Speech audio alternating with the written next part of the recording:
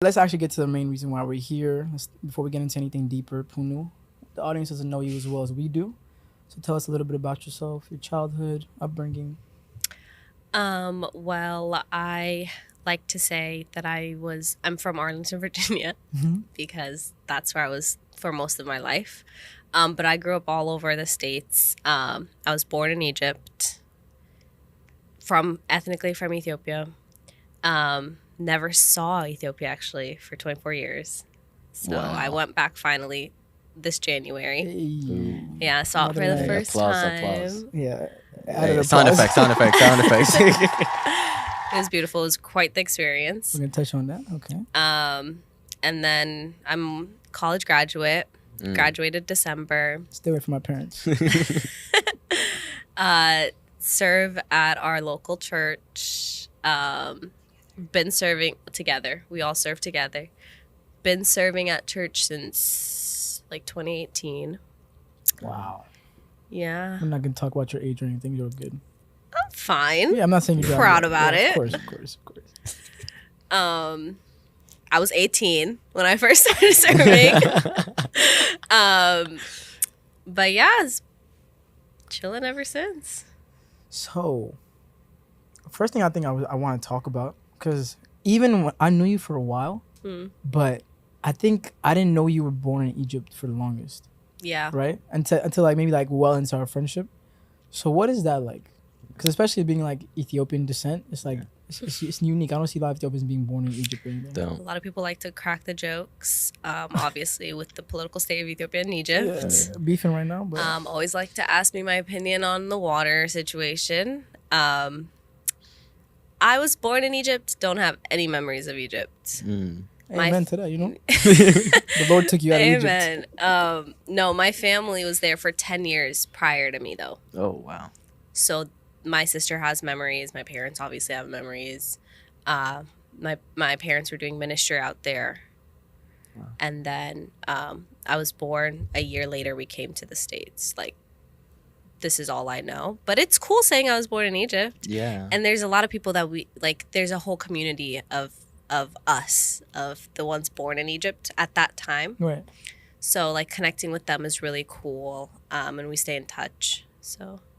Would you ever like consider going back, traveling to Egypt? Absolutely. Really? Yeah. Oh, okay. I would love to take my parents. Oh, they haven't been back since y'all left? They have not. Oh, wow. That would be a really good trip. I'm not gonna lie. Yeah. Wait, where exactly in Egypt? Cairo. Main city? Mm-hmm. Wow, okay.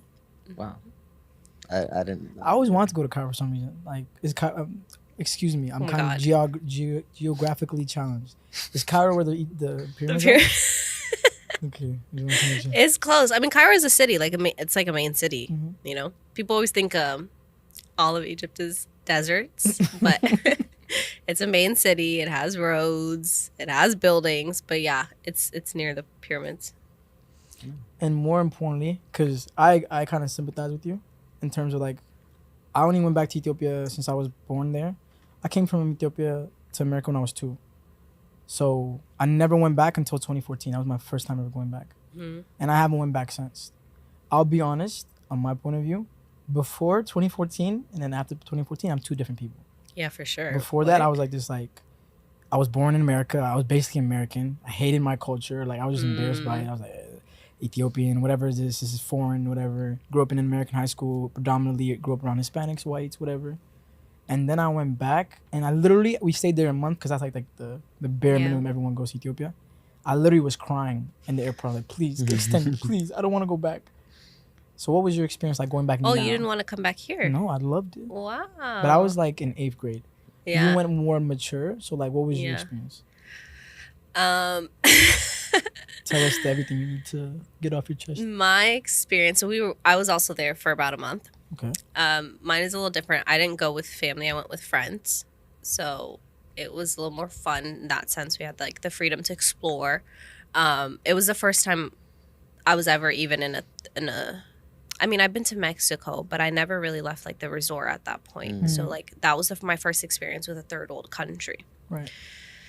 So straight off the bat, we land in Bole International. Yeah. So we passed Bole, all lit up, beautiful.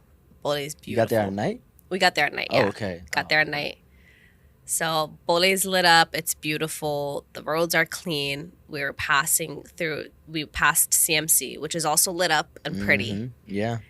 Then where we were staying, it's the Fielbit area. So once we get there, Mabrat Aftal, there's no lights. Already? Yeah. Welcome to Ethiopia. Off the bat. Welcome to Ethiopia. Landed, no lights. First experience. I've heard the stories, never Yeah. actually experienced it. Yeah. So being in there, like, as uncultured as this sounds, like, I could not wrap my mind around why there wasn't electricity.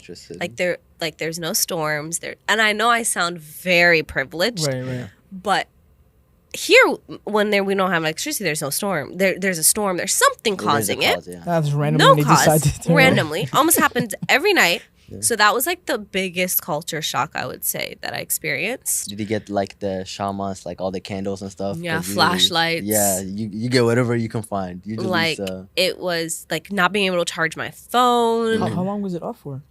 Almost. sometimes almost the whole every night, bro. yeah. The whole night type? Well, I mean, we weren't It asleep depends by on the then, area, so yeah. I don't know when it comes back. But that was the biggest culture shock. Just how things are done. It was culture, but I enjoyed it.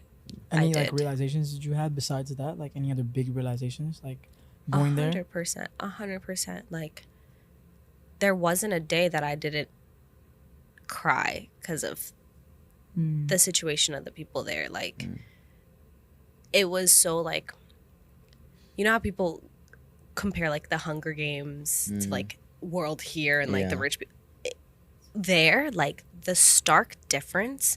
You'll be in a nice restaurant, you'll have a nice meal, you walk out and there's people who probably haven't even eaten in days. And it's like, I wasn't exposed to that much like depravity here.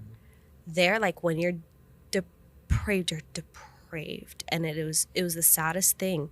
And I mean, obviously I try to do what I can, but I can't help everyone. Right. And then but what hit me the most is that in that they're still grateful for what they have. I was gonna bring that. Yes. Like, they're still great. They like and they still worship God, even in that like here, the slightest inconvenience. Oh, why, God? Why are you doing this to me? There, like, I would. There were days like I would try to give food to some people, and if it was like a Wednesday or a Friday or something like that, fasting. they They're would fasting. fast. They would refuse food because they were fasting. And I was like, my word, my God. Like, when was the last time we fasted here? Yeah. They're Willingly. fasting. Like, they're turning down food when they don't even know when their next meal is because they're giving that time to God.